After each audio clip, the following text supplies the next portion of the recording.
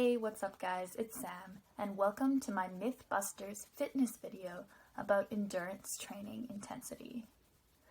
When training to do an endurance event, like run a marathon, a lot of people think that the most effective way to train is to go on long workouts at a moderate pace.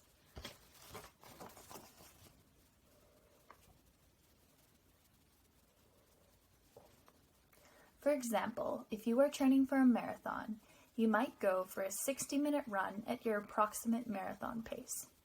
After the workout, you might say that, on a scale of 1 to 10, it was about a 6.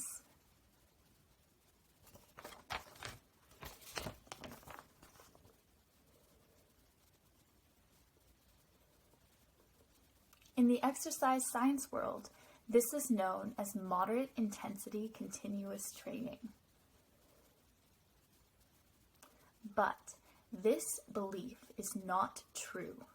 Moderate intensity continuous training is not the best way to maximize your training for an endurance event. Here's why. Endurance events that last longer than 5 minutes rely on your aerobic capacity. This means that endurance events rely on your body's ability to turn sugar into energy. This process is aerobic, which means that it requires oxygen.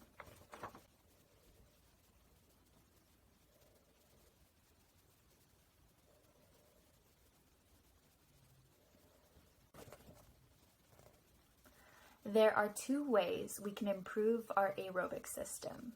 One way is to improve the oxygen delivery. This means that we improve our body's ability to take the oxygen we breathe in and bring the oxygen to our muscles. This is called a central adaptation. Through exercise, we see central adaptations by increasing the size of our heart, which allows our heart to pump more oxygen-filled blood to our muscles with each heartbeat. The second way to improve our aerobic system is to improve oxygen utilization. This means we improve how quickly our muscles can use the oxygen to turn sugar into energy. These are called peripheral adaptations. Through exercise, we see an increase in the number of tiny machines that help turn sugar into energy. These machines are called mitochondria. As you may recall, the mitochondria is the powerhouse of the cell because they help turn sugar into energy. The mitochondria have 2 very important helpers in this process, known as citrate synthase and succinate dehydrogenase. Through exercise, we can increase the concentration of these 3 tiny machines to help us turn sugar into energy at a faster rate. This process requires oxygen, so improvements in central and peripheral adaptations are connected. So central adaptations help us deliver oxygen to our muscles at a faster rate, and peripheral adaptations help our muscles turn sugar into energy at a faster rate. By improving both of these factors, we can improve our body's ability to produce energy in our muscles. We can then use this energy to power our muscles to go for a walk, or in this case, to run a marathon. So when you're training for an endurance event, like a marathon, you want to improve both your central and peripheral adaptations so that your muscles have more energy to run faster and can keep producing this energy for a longer period of time.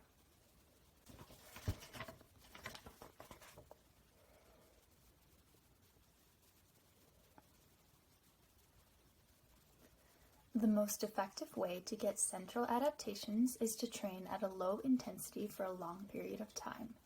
This is called low intensity, high volume training. You can also get some central adaptations by training really hard for a short period of time.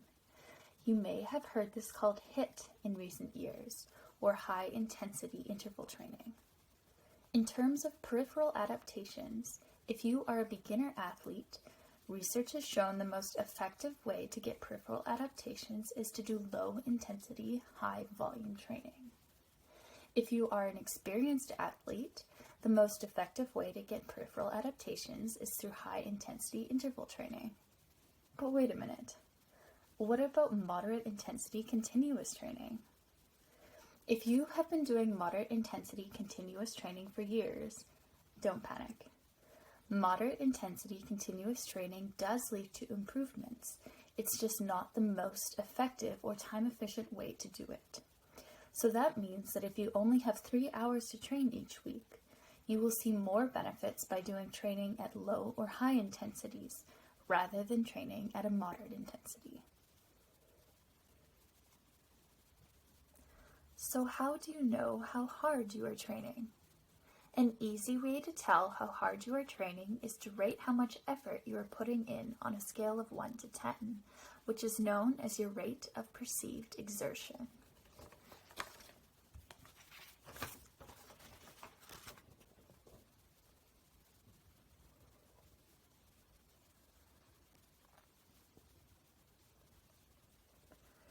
Another way to check is to see what heart rate zone you are working in. The simplest way to do heart rate zones is to calculate your maximum heart rate, which is 220 minus your age. Then, you multiply your maximum heart rate by 2 different numbers. So, for example, I am 20 years old. Therefore, my maximum heart rate is 220 minus 20, which equals 200 beats per minute. 200 multiplied by 0.77 is 154 beats per minute. 200 multiplied by 0.90 is 180 beats per minute. These two numbers will form the boundaries of my heart rate zones.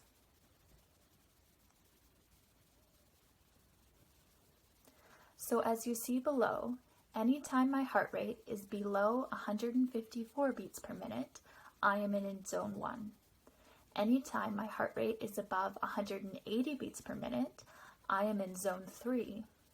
Anytime my heart rate is in the middle, I am in zone 2. You may notice that these zones correlate with our training intensities from before. Zone 1 is low intensity, high volume training. Zone 2 is moderate intensity, continuous training. And zone 3 is high intensity interval training. To take your heart rate, you can use a heart rate monitor, if you have one, like my Fitbit. If not, find your pulse and count how many beats you feel in 10 seconds. You can do this on your wrist or on your neck. Multiply the number of beats in 10 seconds by 6 to get your heart rate in beats per minute. So if you are doing a 60-minute run in zone 1, you can stop and check your heart rate every 10 minutes to make sure you aren't working too hard.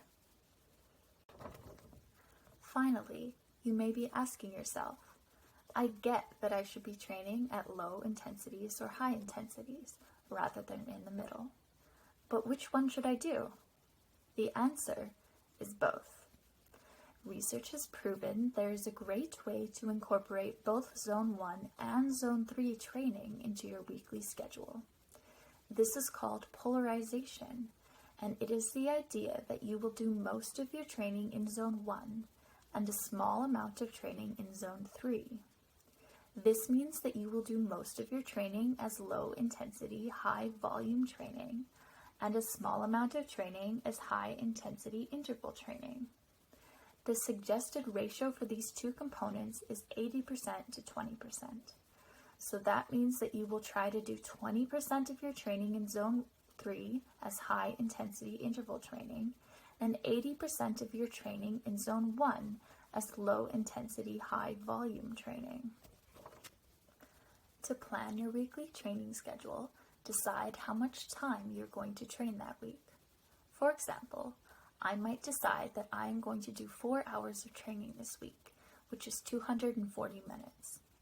I am going to do 20% of 240, which equals 48 minutes, of high intensity interval training in Zone 3. I am therefore going to do 80% of 240, which equals 192 minutes, of low intensity, high volume training in Zone 1. As you schedule your workouts, remember that these numbers don't have to be exact. So for this week, I might do a 1-hour spin class on Wednesday for my high intensity interval training.